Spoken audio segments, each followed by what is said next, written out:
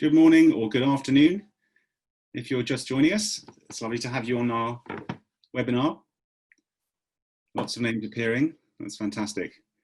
It would be great as you're arriving, as you're settling in, to get a feel for where everyone is. If you could just type in using the chat to say where you're joining us from today, where in the world you are right now. You won't be able to see all the responses because chat is muted, but I can give you a sense of it. Oh, East Anglia, very close by. Surrey, Dubai, which is probably not as rainy as Surrey, I can imagine. Hamburg, Kent, Southampton, Ireland. So some UK, and then we've got some folks from Europe. We've got the Netherlands. Just going to expand my chat here a little bit, getting a lot of, here we go. Egypt, fantastic. Saudi Arabia, Sudan, Stockholm, Munich. If you're still joining, just do post in your home country in the where you're joining us from in the chat, please, so we can get a feel for where everyone's joining us from. Brazil, Finland, India, Malaysia, Trinidad, fantastic, when my dad was born. Russia. I'm in a rainy North London myself. Matt, where are you today? I'm down the road from Ashridge, in Hertfordshire. Hertfordshire, okay, glamorous. Rainy. Yeah. Great. Berkshire, Chester, Edinburgh, some more UK folks, and Brazil. Orlando, greetings to you too. Nice to have you with us.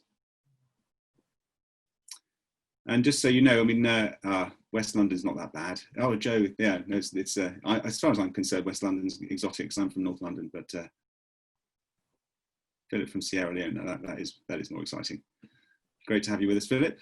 So in this format, you won't be able to, unfortunately, because there are going to be so many of you, we're up to 120 odd now, there are just too many voices, unfortunately, for you all to have your video on and to talk and interact with us.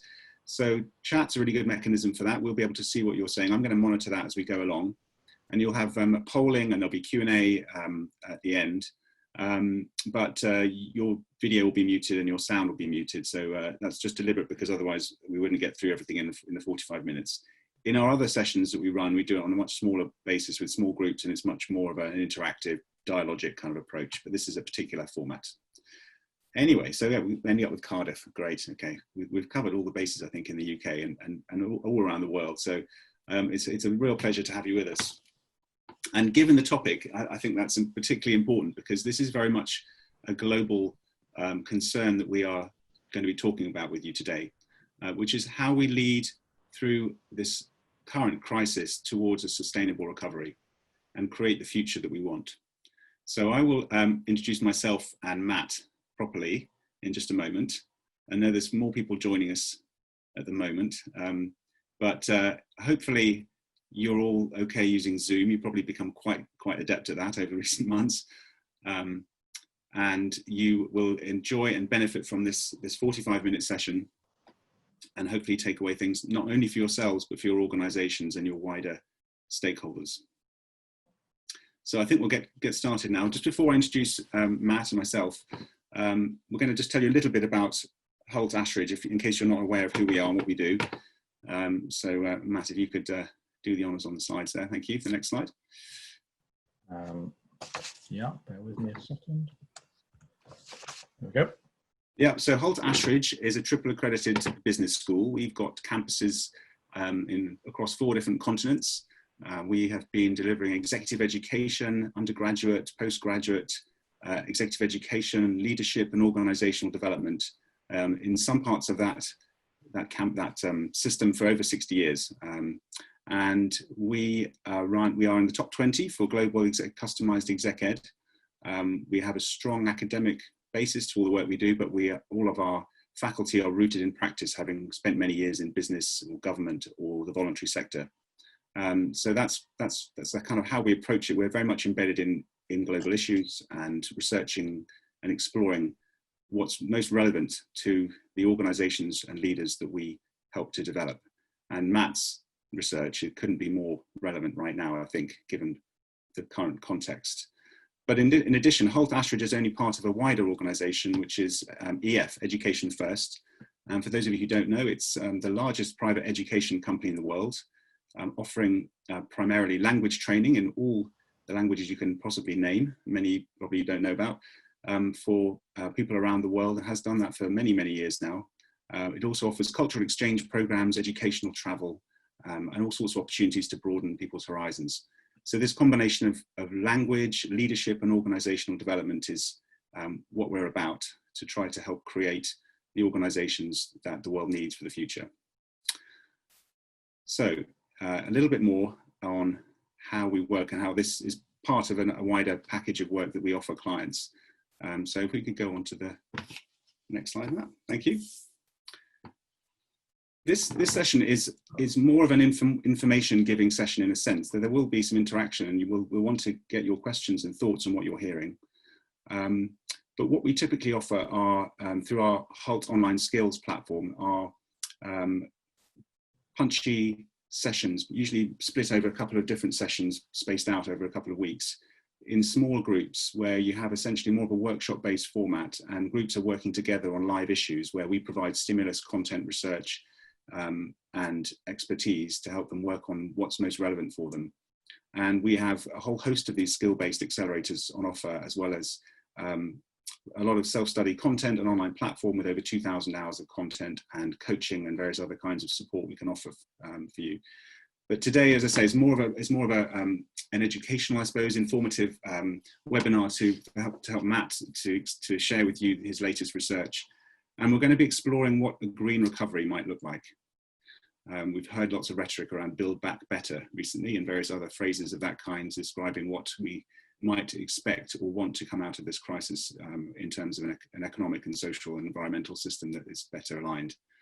So we're going to look at what a green recovery actually means, what it tells us about the way that business leaders are playing a part in that movement, and what it could mean for you and your organizations. And just to introduce myself briefly, that's me with my pre-lockdown hair. You can see it's grown a bit since then. My eyesight's got worse as well, because I'm staring at screens like this, and I've got glasses now as well. Matt is looking remarkably healthy, as always. My role is the head of the leadership practice at Ashridge, so I convene all of the faculty who care about and work in leadership development. And I come from a background in public policy research and social innovation. And Matt, over to you. Yeah, thanks, Julian. Hi, everyone. Lovely to, well, not see you, but lovely to be interacting with you and talking to you about this today. Well, I don't have Julian's challenges with hair getting longer in the lockdown. That's not a luxury I have. But no, I'm a member of faculty at Ashridge as well. And as Julian said, one of the members of the faculty specializing in the whole area of business and business leaders and global challenges and sustainable development and human rights and all those sorts of things. We have a research center at Ashridge focused on business and sustainable development. We were actually one of the first business schools to create a center like that. It's over 25 years old. We do a lot of research work, working closely with companies and other actors in society, understanding how and why organizations can respond to different global challenges in different ways. And what those organizations are learning about what's more or less effective and that sort of thing. So today's webinar is a chance to look at some very contemporary issues with this whole topic of green recovery, Green New Deal, and link that back to some of the kind of broader trends we see in what's happening and changing in organizations and how we think about business leadership. So yeah, that's me. Great, so let's dive into it now. So on to the next slide then. What we're going to explore then in the next 40 minutes or so now is what do we mean by a green recovery? What does this tell us about the role of business leaders and what the developments mean for what we do now? So Matt, just why is it that those are the topics that you wanted to orientate around for this webinar? Yeah, brilliant. So thanks, Julian. Thanks for setting all of that up. Yeah, I mean, why looking at this topic today? I think the starting point for the conversation is that, you know, obviously we've all been completely overwhelmed by the pandemic in recent months and the impact of that on our lives. And business leaders alongside everyone else have been completely overwhelmed, primarily focused firstly on how to help keep people safe, how to help keep employees safe, help keep people healthy. But then secondly, also pretty overwhelmed thinking about how on earth they keep organizations going, how they keep, how they help avoid stopping work altogether and organizations ceasing to function, and then also how they help keep people's jobs safe in this context and and all of that sort of thing. So there hasn't really been much headspace to think about anything else, I think, for most business leaders that we've had chance to engage with. And all the signs are that the coronavirus is going to be with us for some time, one way or another. But now that the pandemic's been with us for a little while, we are collectively starting to move into this zone where people are starting to think about recovery and economic recovery. And as we move into the next stage of the pandemic, I think when we set up this webinar a few months ago, we kind of maybe slightly naively hoped that by this stage we might be coming out of the pandemic and back into thinking about recovery in the sense of coming back to normal. And I think where we are now is that we're pretty clear we're not coming back to anything like where we were anytime soon, but we are still thinking about economic recovery and what do we do next, and how we might rebuild. So that's the starting point for this conversation. But then the other starting point is to talk about how we were already in the midst of multiple other crises at the point at which the pandemic hit us. And there was some. I spent some time on Google looking for some different photos that might illustrate some of these crises that we're in the midst of, that were flowing through this slide when we started. So climate, and that's the one that you see up here, is one that we're all much more familiar with now than we were a few years ago. 2020 began with images of Australia on fire. While we've been in the midst of the lockdown, the world has experienced the hottest May on record. Just in the last couple of weeks, we've had temperatures of 38 degrees in the Arctic Circle, which is temperatures higher than have ever been recorded here in the UK. We were already in the midst of that crisis before the pandemic hit. A photo here is a protest. We've had Extinction Rebellion and Greta Thunberg school strikes and all that sort of thing. So that is one very clear crisis that we're in the midst of, but lots of other ecological challenges and human rights challenges too. I had bees and wasps and pollinators. We know about the biodiversity species crisis. Human rights challenges. In the past weeks, we've had the Black Lives Matter protests. In recent months and years, we've had the Me Too movement. So all of these sorts of global challenges going on. I think Black Lives Matter it's really interesting how much focus it's brought back to conversations about slavery and the legacy of the global slave trade in patterns of how things are in the world today. And another thing that we've all become much more aware of in recent years is the number of people still trapped in modern slavery today. 40 million is the UN figures, and many of those people in corporate supply chains. So that's the other starting point, that we're also in the midst of all these other global crises. And so, people's minds turning to opportunity and saying, well, if we want to think about recovery from the pandemic and what we might want to do and how we might want to approach that, how might we also try to think about some of these other challenges that we're in the midst of at the same time? How can we address some of those challenges in the way we think about recovering? So there have been lots of conversations going on over the past couple of months, among policymakers in governments around the world, but also talking to NGOs and business leaders and trade unions and others, and all about how can we organize a recovery that addresses these other challenges at the same time? So that's the context for this conversation. And I guess part of that then is, and for everyone on this call, and myself included, how to engage with that topic without that feeling of overwhelm that we all feel with so much going on at close to home. So this poll actually maybe helps with get us a barometer on that, where people are. So and by the way, if you're trying to if you joined a bit late, we've got 215 fantastic participants. I'm afraid because of this format, you won't be able to ask us questions along the way unless you put something in the chat. I'll try and pick up questions along the way, but we're going to mainly focus on the Q&A at the end for responses like that. So the polls along the way will give us a barometer. So that's the best way to interact. So we're going to launch a poll now, and we'd like to ask this question of you now. So how important do you think it is for companies and governments to prioritize climate and other global challenges as we aim at post-COVID recovery? Is it a high priority for you? Is it a nice to have, but not the most important thing? Or is it not something we can afford to really focus on, given that immediate survival is really the necessary priority at the moment, however important it may be in other contexts? I can see you're voting away now. That's great. Got about half of you voted already. That's great. So you're quick on the buzzer. And I think, and And yes, by global challenges, Oba, yes, that's right. The challenges we just mentioned. There may be others that it's kind of a bit of a catch-all, but yes, those are primarily the ones we're talking about here.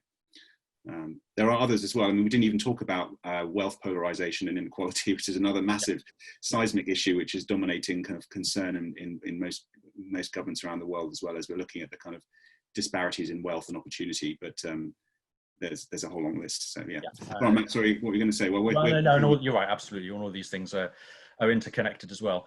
And maybe if we carry on with the conversation here, then we'll come back. Keep voting. We'll keep this open for a little while longer. While you're voting, we're going to carry on a bit further, and then we're going to see the results of the poll in a little while, a few slides time. So thanks. Keep going. There's people raising hands. I think Sophie, our great colleague behind the scenes, is helping if there's technical issues as best we can. But we're going to have to keep trundling along. So Matt, do you want? So what we're going to what exactly does a green recovery actually mean? It's a term that's bandied around. We probably all have some sense of it, but in practice, what are the kind of core elements that make that up? What's the argument? So, yeah, this is where we should obviously start with a conversation like this. What exactly are we talking about? It's a green recovery could mean all kinds of different things, but it also means something quite specific. And I think the big picture answer is that there are a million different points of view about economists about how best to do things, but there's a pretty strong school of thought amongst many economists that one of the best ways, most effective ways of restarting economies after major recessions, particularly massive shocks like the one our economy's gone through in recent months, is that government economic stimulus packages can be a really effective part of the solution.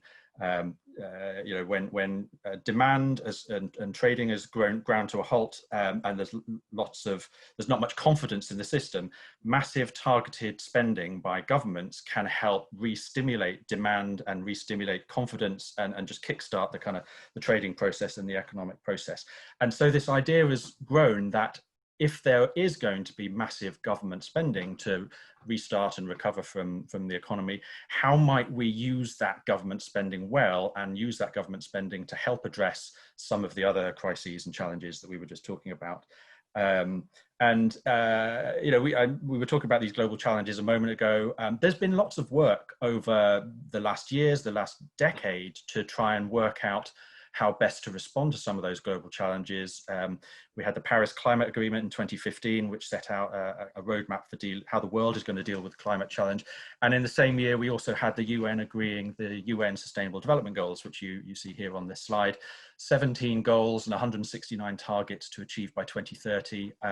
Quite detailed frameworks and roadmaps and quite a lot of agreement about what are the steps we need to be taking to address these challenges. And so then the question is, with government interventions and stimulus packages, how can we use that kind of intervention to take forward some of these and advance some of these wider goals we had? So the quote here actually comes from a letter from business leaders in the UK to the UK Prime Minister 2 or 3 weeks ago, earlier in June, saying exactly this, saying, we've got this framework, the SDGs, the UN Sustainable Development Goals. It's a great framework. It helps us prioritize the right things that we know we need to do. How can we use any government intervention you might be planning, and similar letters in other countries, to take forward these sorts of goals? So, in general terms, that's what a green recovery is, in the context we're using it here, this kind of idea of government intervention. We're rediscovering how governments really do matter, in terms of underwriting some of the basic economic systems that we count on, and that sort of shift in influence is not something you can take for granted. So what is it that businesses are actually specifically calling on governments to do as part of that green recovery? Right, so it's really interesting when you get into the details, and in preparing this webinar, we've looked at that letter was from the UK, but there's been calls from businesses around the world to different governments and also to the EU and the UN and other places. So broadly, business leaders have been calling for 3 different kinds of things from governments, and there are these 3 things here, and I'll say a bit more about each. But firstly, public investment, major spending on different things. But interestingly, second, actually more regulation on particular topics. And then the third one is actually any company that is going to be specifically receiving some kind of bailout from government businesses in general are looking for certain kinds of strings to be attached to those bailouts. So let me just say a little bit more about each of these. I've got some wonderful, clever graphics here and animations on these slides. So I've got, I think, 5 categories here of specific things that businesses have been calling on governments to prioritize in public spending to come out of the pandemic. So clean power. So this is the things like solar and wind, but also battery storage, better grid connections, hydrogen as a power source, carbon capture and storage. You know, thinking about a zero carbon power networks of the future. Clean transport. We all know about electric cars coming. There still needs to be investment in charging networks, in public transport going electric, and businesses have been calling for government support to help consumers buy new electric cars, where packages that make that easier, and also for governments to prioritize things like broadband over new roads. That would be a better place to be targeting investment. Clean buildings and heating. So can we invest money in retrofit programs, insulating homes, battery storage in homes, renewable heat in homes. Natural capital. We know now that massive tree planting is part of the solution to achieving net zero carbon emissions in the future. Restoring peatlands. Again, all of those sorts of things require investment. And then the final one here, green jobs. So a lot of these things are actually quite labor intensive. So how can we think quite deliberately about, you know, particularly as there might be many parts of the economy where there's going to be job losses, how can we be deliberate about creating green jobs? So thinking about skills strategy, what education and training is required, and how do you create the workforce to implement all these other things? So that's category number 1, public investment. Category number 2 is this point about regulations. We have this kind of assumption, it's kind of written into our discourse everywhere, that businesses don't like regulation, and also that they don't really like government intervention in economies generally. But kind of just as you were saying a moment ago, Julian, it is really interesting to see a lot of business leaders saying actually that there's some pretty helpful regulation that could come in at a moment like this. So some countries around the world have been taking, one of the responses they've been taking is to suspend environmental regulations as the pandemic hits, or to actually get rid of some environmental regulations. A lot of business leaders saying, please don't do that. Actually, those environmental regulations are pretty helpful. Please don't get rid of them at a moment like this. Keep them. What we would like you to get rid of is fossil fuel subsidies. And actually some useful things you could introduce might be things like carbon pricing or other ways of pricing externalities. So making undesirable activities more expensive, putting a higher price on carbon or other things like water or where there's problems attached.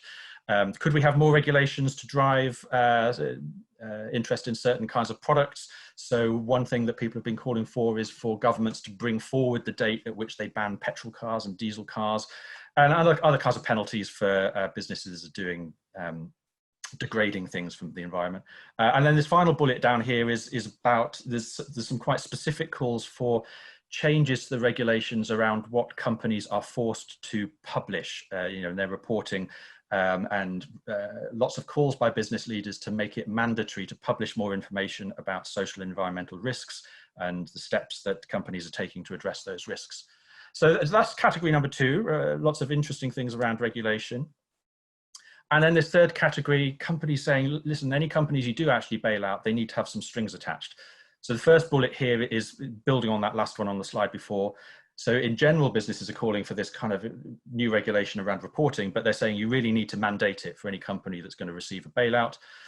Science-based targets is a really interesting trend at the moment. And here people are saying any companies receiving a bailout should be forced to set a science-based target. Many companies are doing it on a voluntary basis at the moment.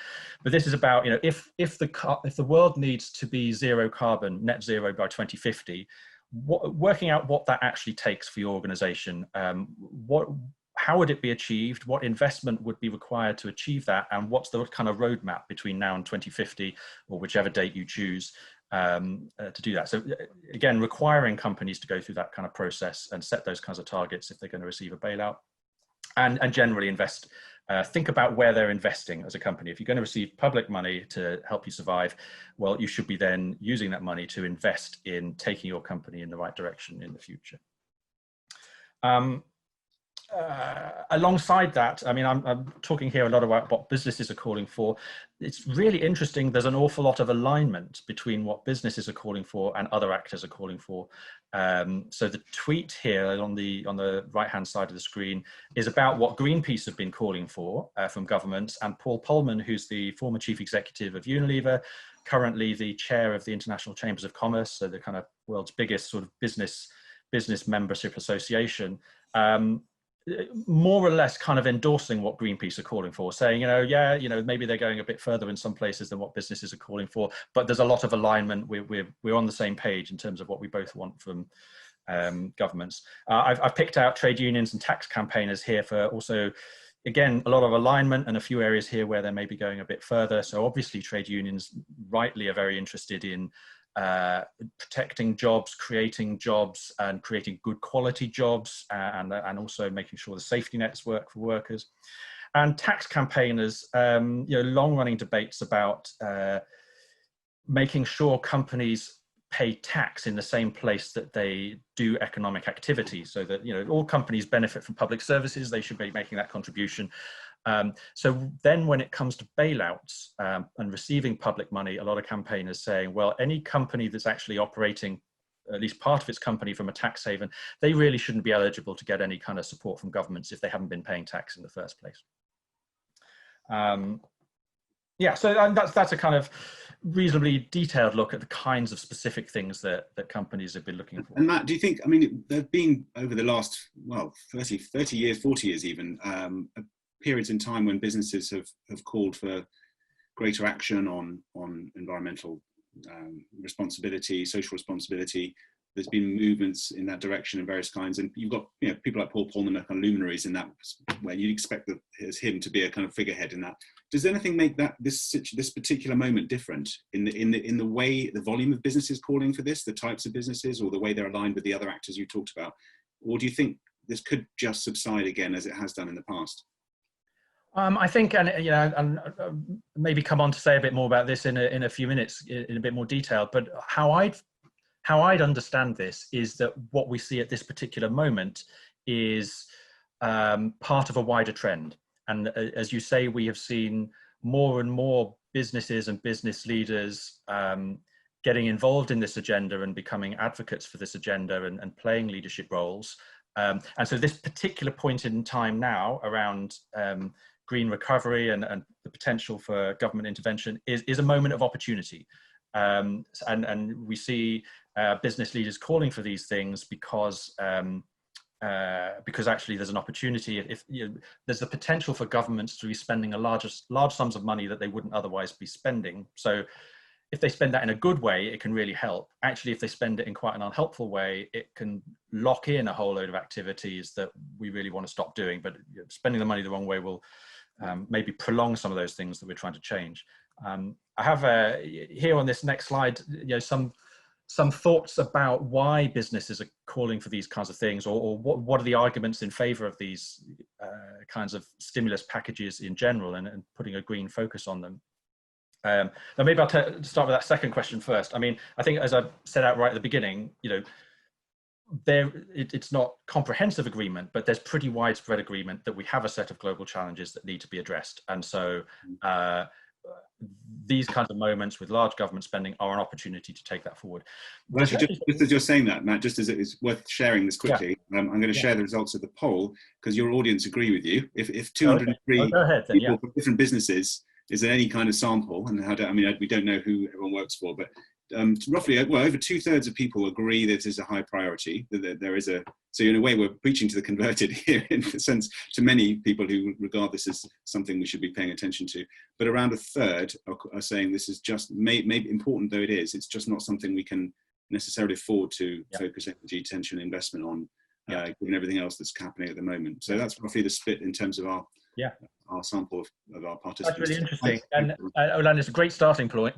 But then I kind of hope anyone logging into this webinar might be quite interested in this topic in the first place. So there could be some self-selection due to those results. But for that third that are in those other two categories, that's really the point of today's conversation, to say yes, we are in the midst of a lot of things that are really commanding 100% of our attention. It's really hard to make headspace for anything else.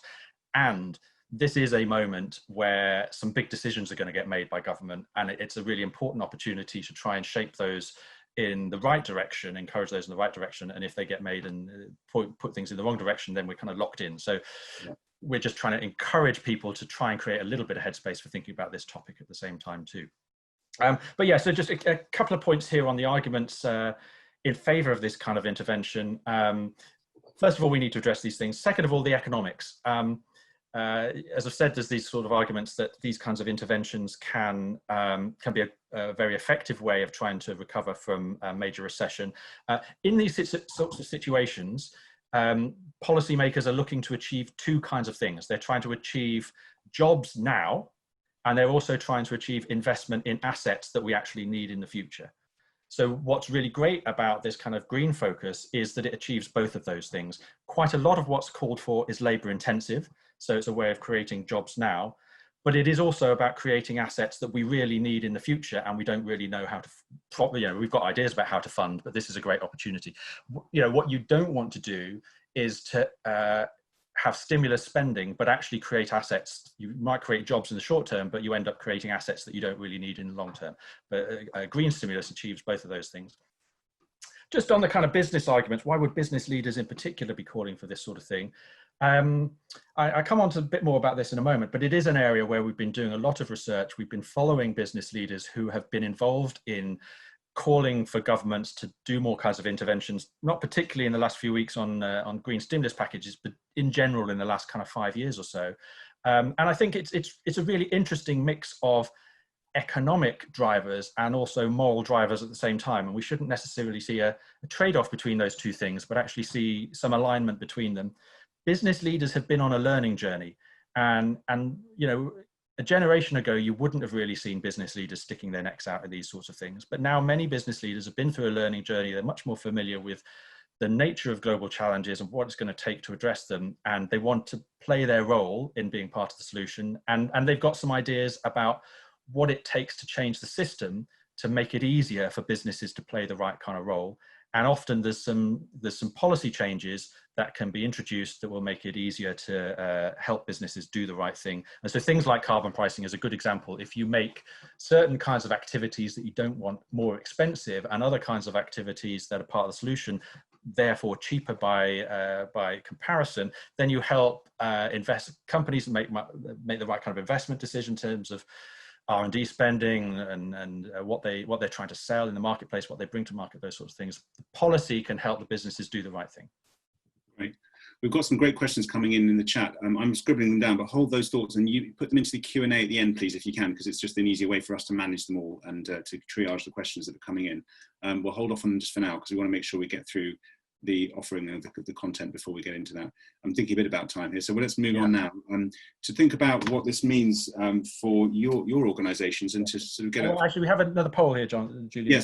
Yes, of course. Yeah. So what we'd like to ask now is in your own experience, has your company been publicly calling on governments to put climate and human rights to be put at the centre of recovery and stimulus plans? So it's all very well talking about other companies, but when we're talking close to home, are you seeing this kind of voice? Yeah. And again, I think we can, the poll's there, but I'm going to carry on. And we'll share that when it's closed. Let's leave that open for a couple of minutes now to let everyone vote. So thank you. Got 190. So I think I'm going to just pause here for a moment and try and draw out. I think there's something really interesting to notice, and you were alluding to it, Julian, in your questions, that it is quite unusual to see business leaders calling for this kind of government intervention. And you said, role of government coming back. So we have been involved in, I mentioned the research we've been doing on government intervention and business leaders in particular, but that's part of a wider program of research looking at the role of business leaders and how the idea of leadership in organizations has been changing in recent years, and what might be different to what the generation of business leaders who came before did. And that's a kind of question we've been exploring with a lot of business leaders over a number of years now in a research program. And in those kind of conversations, there's three kinds of things that have come out, and I'm only going to touch on this very briefly because this is a taster session, but this is a flavour of some of the sort of material that we would get into in much more detail in the kind of conversations we have in our learning programs.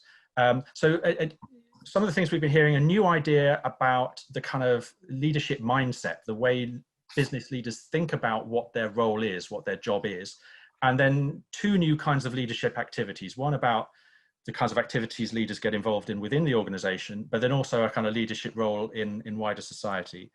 In terms of a new leadership mindset, I think there's some points here on the slide, but how I'd sum this up is business leaders increasingly coming to the conclusion that getting involved in issues in wider society, global challenges, is now part of the day job.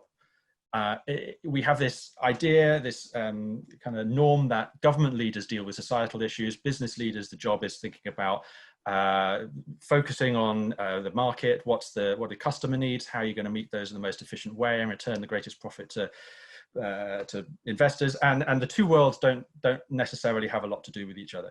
And a shift in that thinking amongst business leaders to say, actually, a lot's changed in the world in the last generation.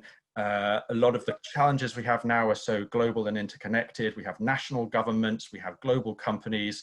Everyone needs to play a role in the solutions. And actually, that makes this kind of stuff part of my day job. I think that's the number one shift in thinking that we've seen in a lot of business leaders.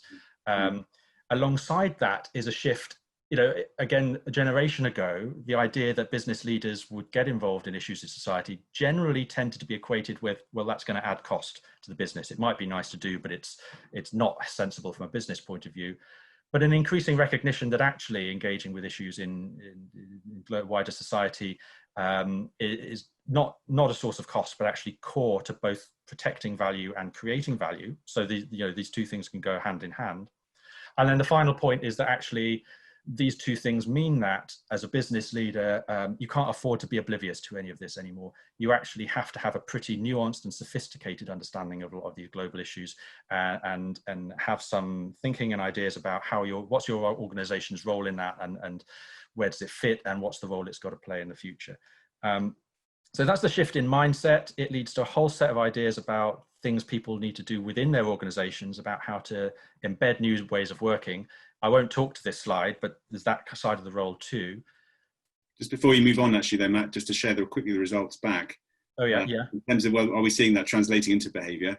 A quarter of our guests today have seen actively their businesses calling for action, but 3/4 are either not seen it or don't know, which implies it's hard. If it's hard to see or hear, it's probably unlikely to be very vocal. So probably assume 3/4 are not really seeing much significant or any significant. Yeah, and that's really interesting to see. I think, well, I'm surprised in a way how many people on the call do know that their organizations are calling for this. And I think I take that 25% as pretty positive there. I think the number of, there are large numbers of companies calling for this. If you look at the documents, there's large numbers of companies adding their names to these things. It's not always that visible to people within companies. So it's quite easy to be working for an organization and not know your organization is signing on to these things and supporting them, but I'd encourage everyone on the call to have a look, try and find out if their company is supporting this or not, and if they're not, then start asking the question. Maybe we should be. So anyway, just the final point about these new kind of leadership roles. The really interesting thing coming out of all this research is about many business leaders acknowledging they have a leadership role outside their organization. So they've got a role to play in leading change in supply chains, leading change in consumer behavior, and crucially, have a leadership role in trying to encourage policymakers to bring in new policy frameworks, which is the final bullet, and I put in bold because it's what links to this topic about Green New Deals. And business leaders coming to the recognition that sometimes policy frameworks are needed, but also that policy makers can be hesitant to introduce them, and if business leaders call for them, they might have more confidence to actually do it. So they shouldn't just wait for it to happen. They've got a leadership role to play to actually encourage it to happen. And I think that's part of what we're seeing in what's going on at the moment in all these calls for Green New Deal. Should we got another poll? Should we move? Yeah, last poll, last time to exercise those fingers. So do you see this way of thinking about business leadership in your organization, the way Matt's characterized it? They are acting in this way, or you see some senior leaders thinking and acting this way, but they're a minority, or you don't really see any sign of this among your senior leaders we're talking about here. This kind of systemic approach, this kind of sense of a broader responsibility beyond immediate commercial success and survival, thinking about wider stakeholders and a more systemic approach to business. Okay, I'm going to just end it. I'm going to share this quickly and then we'll just go through. So we've got roughly, we're going to end it, keep that person. Okay.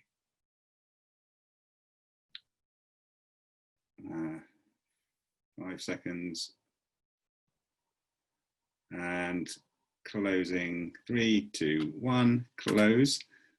Okay, and what we see is nearly half saying there is some signs of this, 45% saying they're in a minority. That's the bulk of, well, the slight majority in the answers, seeing this is starting to happen. And quite a hefty proportion, 40% saying this isn't the marginal stuff, this is mainstream among senior leaders, and only a few saying this isn't happening at all. So that's encouraging. That's really encouraging. I'm really pleased to see that. That's fantastic. And by the way, Stephen, your question in the chat, yes, all the slides will be shared with everyone after this. So if you're worried about missing things, it's going to all be shared with you everyone afterwards. Yeah. Yeah, and I've got an eye on the clock here too, and I see we've not got a lot of time left. So I think maybe I might sort of make one kind of set of closing comments, and then maybe we go straight to the Q&A. But there's a few more slides here, so anyone who wants to come back to that can have a look late after. I've prepared some content on what governments have actually announced so far, and there's a few slides here. I think what I'll say, I won't talk through any of this, but the EU have made some announcements in the last few weeks, and they're still just at a proposal stage. They haven't been finalized, but they're really very interesting and very ambitious, and there's huge sums of money involved, and there's some quite serious ambition and rules and details, and it's really interesting to see and very positive. That's what does seem unprecedented about this. In some of the people calling for this as well are not the usual people you would expect to hear saying this. It's become a new norm, a new orthodoxy that this is even among parties and political movements who wouldn't have. Yeah, absolutely. So yeah. So there's more I could say here, but EU very interesting. Lots of other European countries that are doing some quite interesting things. Canada doing some quite interesting things. South Korea doing some interesting things. So it's a global phenomenon, but patchy. Certain parts of the world are doing very interesting things. I can't get into the detail. Then there's other parts of the world where less is happening. United States is one of those countries that has been rolling back environment regulations. On, it's no secret the Trump administration is not an advocate for these kinds of things, but there's lots of expectation that were Biden to win in the autumn, then the US might follow some of the things that are happening in the EU. China has also shown leadership on some things, but is a bit ambiguous what they're doing at the moment. Many people anticipating that they're waiting to know what's happening in the US before they make their own commitments. We're all sitting here, you and I, Julian, in the UK. There's been some announcements by the UK government this morning, which from first glance don't appear to amount to very much, but there might be more detail next week. So, it's patchy. There's some real ambition coming from some governments, and I'd say not enough for some others. I've kind of concluded here with some thoughts about what it could all mean for you and your organization. Really, I'm interested to hear through the Q&A other people's reactions, whether they've got thoughts about what it might mean for their organization. I've got some thoughts about looking at the detail of what different governments are proposing and trying to work out what opportunities that creates for you, but also to ask yourself what your leadership role is and how can you both look at things you should be doing in your own organization, but how can you intervene and call more clearly and add your voice to these other companies that are calling for these kinds of government interventions and giving policymakers the confidence to do this sort of thing. I'm going to suggest that yes, just in terms of the Q&A I'm seeing some people making really helpful points about nuance and differences and variations in approaches, but because this is about ultimately people being able to take action in their organizations, I'm going to focus at an organizational lens and throw a few questions in on that. Right. So the first question I'm going to throw in, which I love this question, from Jim, I'm going to put the answer, how do I put it? Answer live, I think is the right thing. I click on here, isn't it? That's right. So the question is, what is the role of activism within business where employees demand change? Now, just to coincidentally, it's a good question to ask. We are currently embarked in some colleagues of ours and myself involved as well, but around the question of organisational activists and activism among all employees from junior to senior, different functions. What is it we're seeing in terms of a demand from employees, grassroots employees for change? How can they be mobilised and made vocal and powerful, and how can these senior leaders not reject that or resist it, but embrace it as an opportunity? So we are also developing resources, programs, sessions, all sorts of ways to help our clients understand this activist movement and to embrace what it can bring to a company in terms of energy to embrace the sustainability agenda. So that goes to another question someone else asked about what Ashridge is doing around activism. Hopefully that will answer that one too. Do you want to say anything more about that, Matt, though, before I throw another question into that? Just that there's lots of examples of how it can be really powerful. And actually, so some of the what I've been sharing here has been about business leaders in senior roles playing activist roles and seeking to do things. But there's equally lots of examples of organizations committing to things because of employee activism and pushing their leadership to do things. And it can be really powerful. Yeah. This is a thread I'm seeing in these questions, which is trying to make a pragmatic business case for adopting a sustainability approach, as well as a kind of moral or ethical or whatever it is. So what are you seeing from the business leaders you've spoken to about the argument that they have made that cuts through with people who want to see a financial argument for this? What proportion of them have said this is something they can make a source of competitive advantage rather than a sacrifice? Yeah. Well, and so there's some sort of, I guess, big picture answers to that, and some quite granular answers for different situations. There are lots of situations where you can point to potential market demand and for new products, new services. You can look at where the world is going and say, well, the business case is this market's going to grow if we develop products and services that help address sustainability issues. And you can look at some specifics in specific cases, and also cost savings. There's lots of aspects of the business case for different things on sustainability. A lot of companies justify this sort of thing in long-term thinking about their brand and wanting their, I've heard the phrase wanting their brand to be on the right side of history.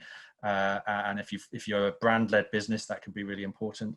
I think what's interesting about this government intervention stuff is actually the calling for governments to do things can be pretty cheap. So you don't necessarily need to make a big business case to do it, but the extent to which governments then do it helps create your business case.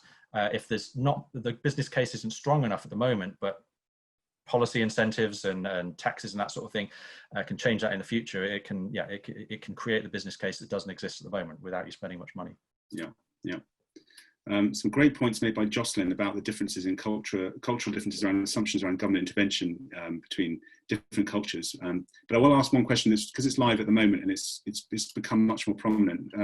The question is from Jean, because there are others who've asked a similar question around not just thinking about climate, but also about equity and racial discrimination and racial and social justice. Are those becoming now, maybe latterly and too late, more central in this, or are we really still seeing calls for sustainability in the sense of environmental responsibility? So I guess I'd say it varies by industry sector, maybe. So I think there's been great progress in the environmental debate, and that's become quite mature, and many more companies have understood that and embraced it and taken it forward across lots of different sectors. And I think the culture point in the previous point of the question was important too. I think the social justice thing is pretty well understood, particularly not enough is done, but it's reasonably well understood. I think it's better understood in terms of inside organization and employees and how you look after employees and discrimination, those sorts of things. What's what's also becoming quite interesting is race and gender and those sorts of things in terms of customer engagement and products and how you engage in the marketplace. I saw something really interesting a couple of days ago. Actually, it's another Unilever example about face lightening creams and about how they've Oh yes, the history of face whitening creams in Asia, and that there's huge racial overtones with that about, you know, white good, non-white not so good, those sorts of things, and how they were Unilever in response to Black Lives Matters now making some quite ambitious changes to the branding of those products and the nature of those products and some of that sort of thing. So, and I think understanding of that varies by industry sector depending on the kinds of issues you're involved in. Thank you, Matt. We don't want to overstay our welcome here. People have been very patient and being a bit naughty and staying on beyond our time. So thank you, everyone. If you have to go, we do understand. We've still got 173 of you. I'm going to suggest we do 2 more questions and then call it a day. But thank you. There are lots of other questions being posted. Just to build on that last question then, I think just again, keeping this practical for companies and individuals in companies, I'm going to pick up a question here from Jocelyn Phelps here. I'm going to put this up. So how can organizations, and this goes to maybe the point you were just making around if it's, you know, what do I choose out of the giddying number of grand challenges we face? Which battles do I pick if I'm an organization, given that potential for overwhelm and the need to be legitimate and credible in what you choose to you know, set out your stall to address? Do you see any good sort of strategies that organizations in particular are using to try and narrow their focus a bit and make the difference? It's a great question, and actually, you know, I mean, I said, Ashridge has had this research centre of 25 years in sustainable development and business issues, and one of the early developments in this whole field was a process to try and work out that sort of thing and to decide what are the priorities for your organisation.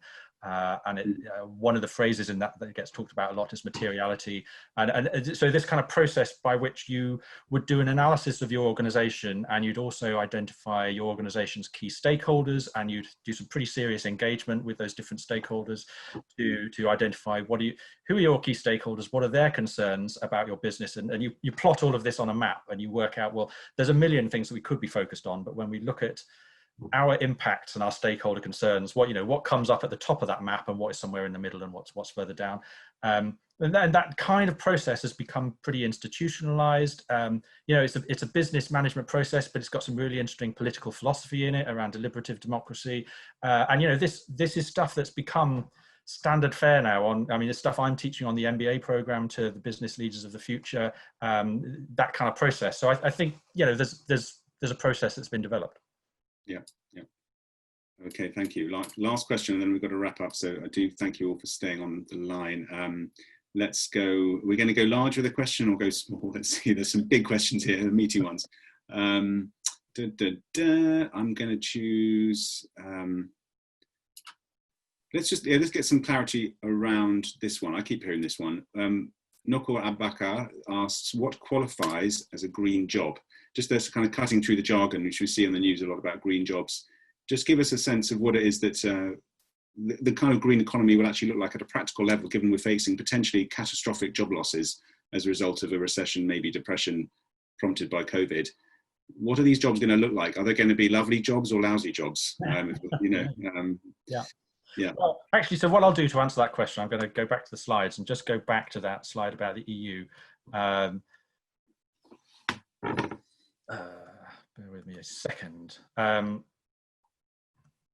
there it is.